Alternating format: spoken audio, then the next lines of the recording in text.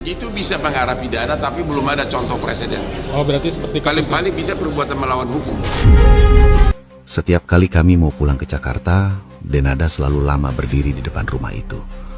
Tatapannya kosong, seolah pengen bilang sesuatu tapi nggak sanggup. Di mobil, beliau sering nangis pelan. Saya pura-pura nggak dengar.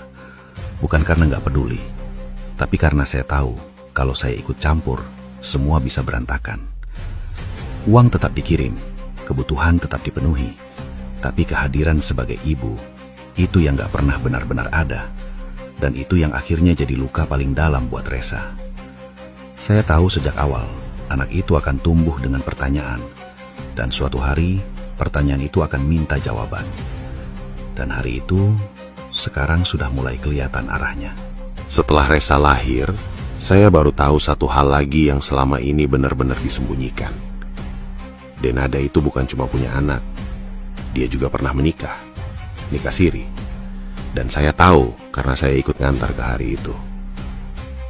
Gak ada gedung mewah, gak ada pesta, gak ada tamu banyak. Guys, mungkin kalian tadi sudah melihat beberapa info terkait Denada. Nah, ini ada beberapa info lagi guys ya. Kita bahas lagi terkait Denada guys. Kira-kira infonya seperti apa ya. Yang buat baru mampir, jangan lupa bantu subscribe ke Kelvin supaya kalian gak ketinggalan update terbaru yang lagi viral tentunya guys ya. Dan buat kalian kemarin yang ada komentar, kenapa ada yang baju pakai topi ya, termasuk aku gitu ya. Kenapa ada aku di sebelah ya kan? Ini adalah video reaction guys. Jadi kalau kalian nonton video aku ada akunya ya itu adalah video reaction. Kalau kalian pengen lihat full videonya ya kalian bisa cari di insert ataupun di program-program lain ya kayak cumi-cumi ya gitulah akun gosip gitu guys. Kalian bisa lihat secara full. Kalau ini kan di video aku itu tentang reaction ya.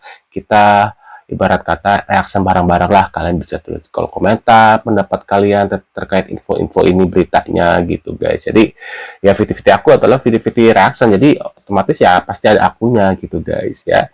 Ya buat kalian nggak suka tentang yang reaction ya bisa skip aja gitu tanpa harus menghujat aku seperti apa gitu ya. Aku lihat komentar-komentar tapi aku nggak balas karena ya nggak penting juga gitu, cuma aku kasih pendapat kasih ini aja gitu ya, pemberitahuan kalau ini video-video terkait reaction gitu guys ya.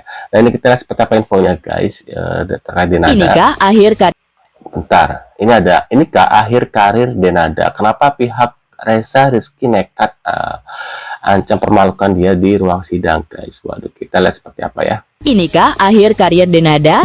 Kenapa pihak Resa Rizky nekat ancam permalukan dia di ruang sidang?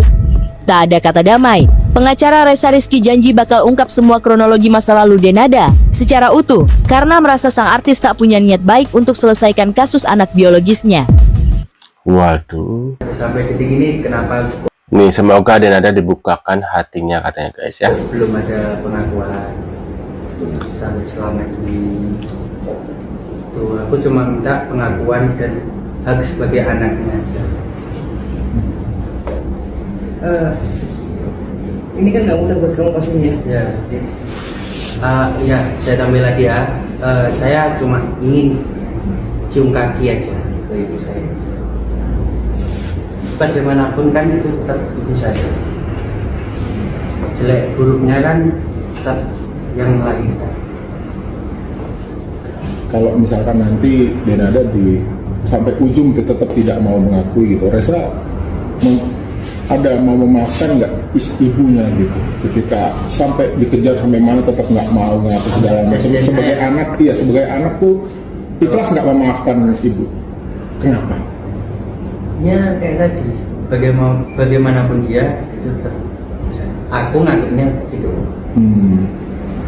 Tapi ya di dalam hati tetap bakti anak kepada ibu kandung gitu. Ada rasa benci nggak sih? Ya.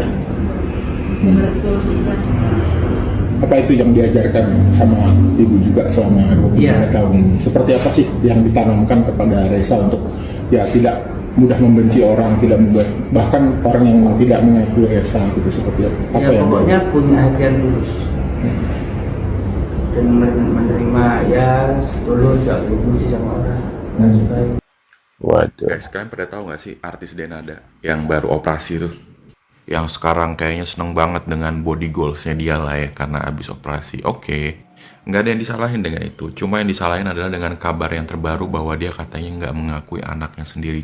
Gue pikir dulu dia adalah ibu yang apa ya, yang sangat perhatian dengan anaknya, karena kan anaknya kalau nggak salah sakit dan dirawat di luar negeri sampai katanya dia kehabisan uang dan sebagainya.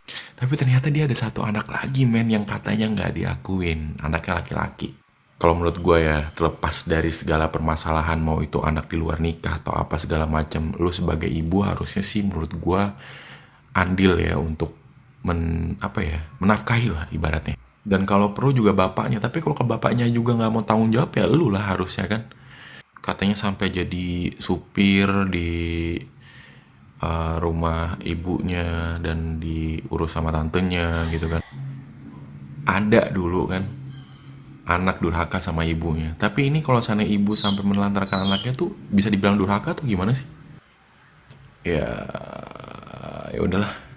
Terus Ya. Iya, karena banyak. Ini ada inisial D ya, punya anak ditelantarkan si Satria Mulia guys Ya ya. banget Rakyat Jelita minta gue bahas si D ya, karena punya anak ya di kampung. Nah jadi gini guys, kalau gue membahas itu lagi udah basi lah, kalian udah tahu lah ya.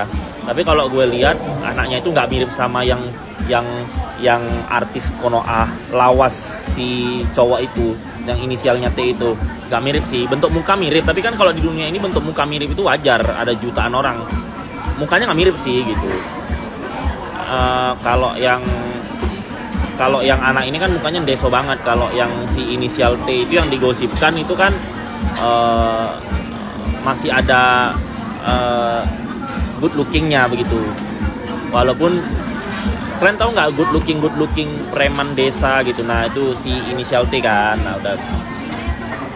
Nah aku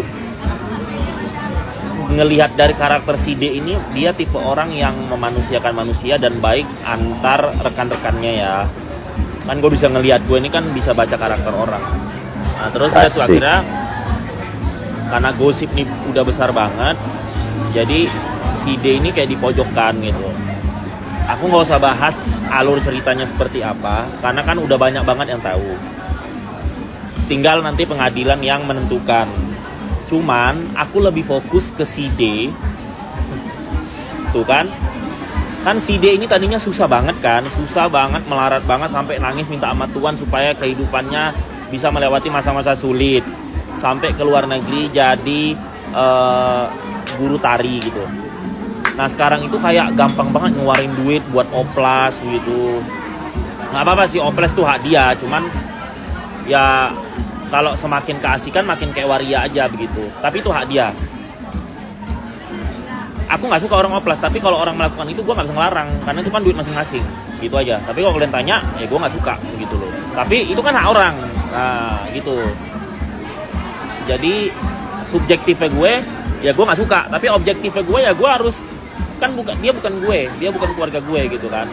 Nah jadi aku lebih ngelihat loh, ini orang kok makin lama makin hedon gitu. Biasa ngedon itu kan ani-ani. Biasa kan hedon itu biasa ending-endingnya adalah money laundry. Karena guys, 75% itu money laundry loh. Kenapa? Kalian rakyat jelita di kampung Nanjolimato, udah kismin, udah gembelita, nggak pintar-pintar juga, udah sering nontonin Raja Bangsawan Satria Mulia Pato, nggak pintar-pintar juga dikasih tahu. 75% itu mereka itu money laundry. Kenapa? Kalian kan udah lihat tiap hari di Instagram itu duit korupsi itu banyak banget. Jadi si koruptor-koruptor ini, dia tuh saking ketakutannya itu disebar ke puluhan orang, disebar. Kenapa? Karena duitnya memang harus disebar. Karena kalau tidak disebar nanti mereka akan gampang keciduk sebagai koruptor. Maka kalian jangan heran tiba-tiba hedon. Jadi kalian jangan bilang enggak dia kerja dari pagi. No, apalagi dia kerjanya di industri, di perusahaan yang dia lagi job di situ panjang, memang panjang.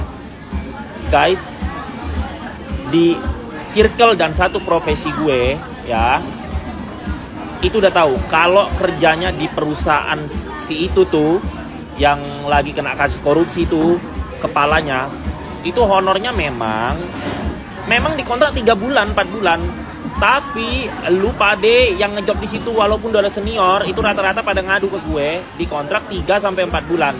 Tapi nanti cairnya 2 tahun, 3 tahun bahkan banyak yang nggak cair. Nah, bahkan banyak yang nggak cair loh, itu senior loh, apalagi yang junior. Gitu. Nah, walaupun dia di situ ngejob panjang, itu kan belum tentu cair. Yang baru bungkus 45 hari aja itu nanti cairnya lama, itu 6 bulan, 2 tahun, di kontrak memang 3 bulan realitanya nanti. Nah begitu. Nah tapi sekarang dia tetap head on gitu. Nah itu gue lebih fokus curiga duitnya itu nanti ya ending-endingnya kayak si Arka, ending-endingnya kayak si SA yang cuci uang dari oknum BNN, ending-endingnya kayak si Sandra, berputar di situ. Makanya kenapa kalian kismin? Karena kalian itu mengikhlaskan dan memuji-muji orang yang menerima duit itu. Padahal itu duit jatah dirimu. Jadi kau jangan pernah mengeluh sama Tuhan. Lu kan dirimu sendiri yang botol. SDM-mu nggak naik-naik.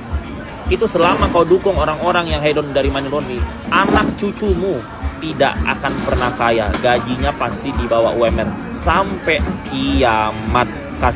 Nah, menurut pendapat kalian gimana nih guys terkait info ini? Ya, berarti si Satria berpendapat bahwasanya mungkin si Denada ini adalah, ya tahulah ya kenapa bisa operasi wajah, karena mungkin duitnya dari money laundry. Terus lu nggak jauh beda dengan dia, dan dia juga kan, si Satria ini juga kan gayanya gaya head on juga gitu. Nah, menurut pendapat kalian gimana nih? Apakah Satria juga termasuk money laundry? Kalian bisa tulis di kolom komentar. Terima kasih sudah hadir. Tentunya kita akan bertemu kembali di video selanjutnya. Saya selalu buat kalian dan see you guys.